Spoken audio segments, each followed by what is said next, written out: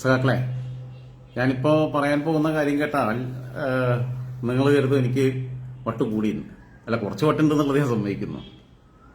ഈ കോൺഗ്രസിനെ സംബന്ധിച്ചിടത്തോളം അവരുടെ ഇലക്ഷൻ സ്ട്രാറ്റജിയൊക്കെ വല്ലാത്ത പാളിച്ചയിലായിരുന്നു.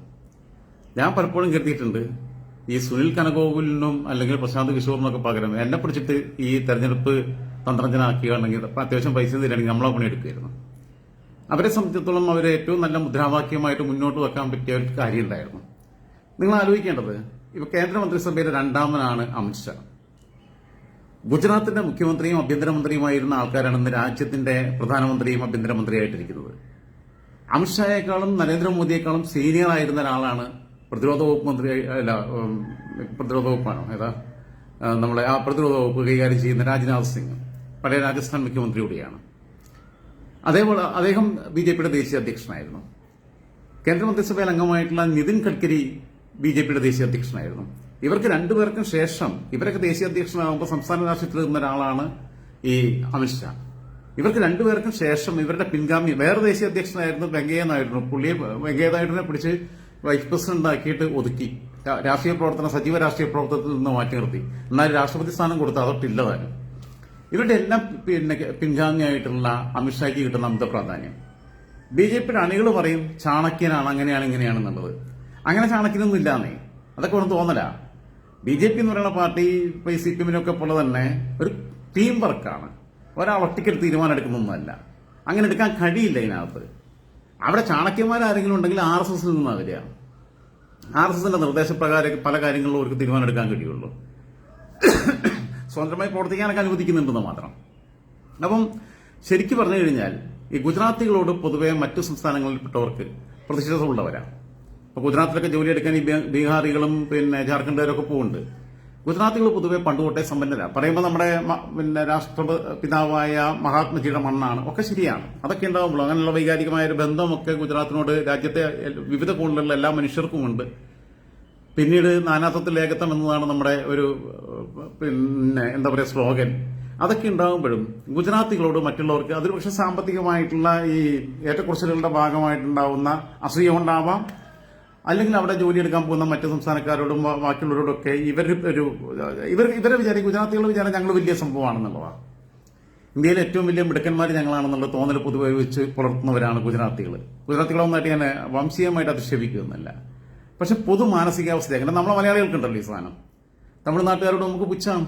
നമ്മൾ പറയും വലിയ രാഷ്ട്രീയ പ്രബുദ്ധതയ്ക്കുണ്ട്, നമുക്ക് പുച്ഛാണ്. ഈ സംഭവങ്ങളൊക്കെ വെച്ച് നോക്കുമ്പോൾ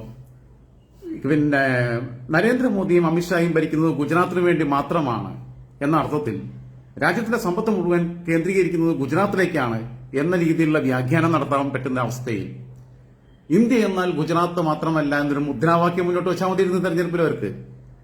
അതിന്റെ ഫലമായിട്ടുണ്ടാകുക എന്താ? ഗുജറാത്തിന്റെ പ്രതിപക്ഷത്തിന് കെട്ടിവെച്ച കാശ് പോലും കിട്ടില്ല. ഗുജറാത്ത് കാലാകാലത്തേക്ക് BJP ഭരിച്ചോട്ടേന്നേ. ഒരു ഗുജറാത്ത് മാത്രമല്ലോ ഇന്ത്യ. മഹാരാഷ്ട്രക്കാരന് ഈ സാധനം വരുമ്പോൾ തലയിൽ കത്തും. ഇന്ത്യ എന്നാൽ ഗുജറാത്ത് മാത്രമല്ല എന്ന് പറഞ്ഞാൽ മറാത്തികൾക്ക്, അല്ലെങ്കിൽ മറാത്തി ദേശീയത നമുക്കറിയാം. മഹാരാഷ്ട്രയിൽ പിന്നെ BJPക്ക് ഒരു സീറ്റ് കിട്ടുമോ? ആലോചിച്ച് നോക്കൂ. ശിവസേന പോലും മറാത്തി വാദവുമായിട്ട് വന്നവരാ. അപ്പൊ ഗുജറാത്തിന് വേണ്ടിയിട്ടാണ് ഇവർ ഭരിക്കുന്നത്. ഗുജറാത്തികൾ രണ്ടെണ്ണമാണ് ഇന്ത്യയിലെ നമ്പർ 1ഉം 2ഉം ആയിട്ട് നിൽക്കുന്നതെന്ന് വരുമ്പം അത് ആ ഇക്വേഷൻ ശരിയല്ല എന്നുള്ള തോന്നൽ വരും ജനങ്ങളുടെ ഇടയിൽ. ഒരു സത്യത്തിൽ അതൊരു എത്തിക്സിന്റെ പ്രശ്നമൊക്കെ ഉണ്ട്. ആ എത്തിക്സ് നോക്കിയിട്ട് കാര്യമില്ല. തെരഞ്ഞെടുപ്പ് ജയിക്കുക എന്നുള്ളതാണ് പ്രധാനം. മറാത്തികൾക്കല്ല, ബീഹാറികൾക്ക് പറ്റുമോ? ബീഹാറികൾക്ക് ഗുജറാത്തികൾ എന്നാണ് അത്ര ഇതാ. ബീഹാറികളോട്, പല ബീഹാറുകാരോട് നിങ്ങളെവിടെ വീടെന്ന് വെച്ച് കഴിഞ്ഞാൽ അവർ ദില്ലി അവിടെ എവിടെ എന്നൊക്കെ പറയാം. കാരണം ബീഹാറിയാണെന്ന് പറയാൻ പോലും നാണക്കേട് അവർക്ക് പലപ്പോഴും. കാരണം അവരെ ഡിസ്ക്രിമിനേറ്റ് ചെയ്ത് മാറ്റി നിർത്തപ്പെട്ട ആളുകൾ എന്നുള്ള രീതിയിൽ ഉള്ളിലൊരു അധമബോധം സൂക്ഷിക്കുന്നവരാണ്. ഗോവക്കാരന് പറ്റുമോ? പഞ്ചാബിക്ക് പറ്റുമോ? സിഖുകാരന് ഈ സാധനം കേട്ട് കഴിഞ്ഞാൽ ചൊറിഞ്ഞു വരില്ലേ?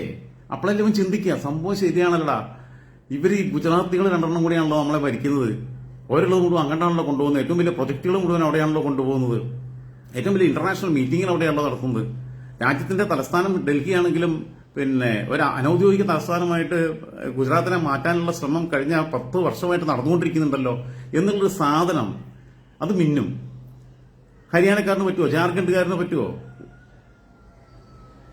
ദക്ഷിണേന്ത്യയിൽ എവിടെയെങ്കിലും പറ്റുമോ? നിങ്ങൾ ആലോചിച്ച് നോക്കൂ.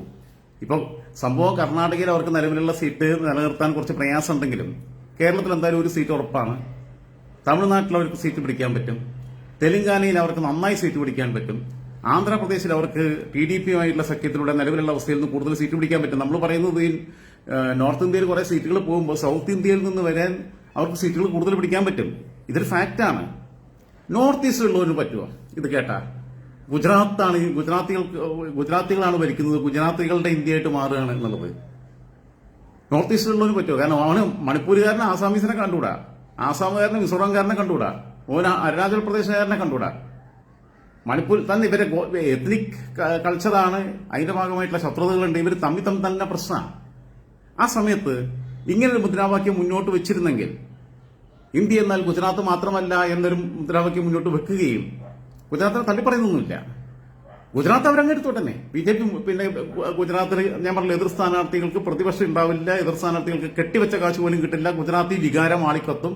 ഗുജറാത്തിലെ വികാരം എന്ന് പറഞ്ഞാൽ ഗുജറാത്തിലല്ലേ ആളിക്കത്തുള്ളൂ. അവിടെ എത്ര സീറ്റുണ്ട്? ഈ 543 സീറ്റിൽ അവിടെ എത്ര സീറ്റുണ്ട്? അതൊരു കോട്ടയം പുല്ല്. ബാക്കിയുള്ളടത്ത് മുഴുവൻ ഈ സാധനം കൊണ്ട് ഇവർക്ക് കളിക്കായിരുന്നു. വേണ്ട, ഇങ്ങനൊരു മുദ്രാവാക്യം വന്നിരുന്നെങ്കിൽ, ഇങ്ങനെ ക്യാമ്പയിൻ നടന്നിരുന്നെങ്കിൽ, ഇവർ ഭരിക്കുന്നത് ഗുജറാത്തിന് വേണ്ടിയാണെന്നുള്ള രീതിയിലുള്ള തന്ത്രപരമായ നീക്കം നടന്നിരുന്നെങ്കിൽ അതൊരു കൊടുങ്കാറ്റ് പോലെ ആളിക്കത്തുമായിരുന്നു. ഇന്ത്യ സഖ്യത്തിലുള്ളവർക്ക് മുഴുവൻ ഏറ്റെടുക്കാൻ പറ്റിയിരുന്നു. ബംഗാളിക്ക് പറ്റുമോ?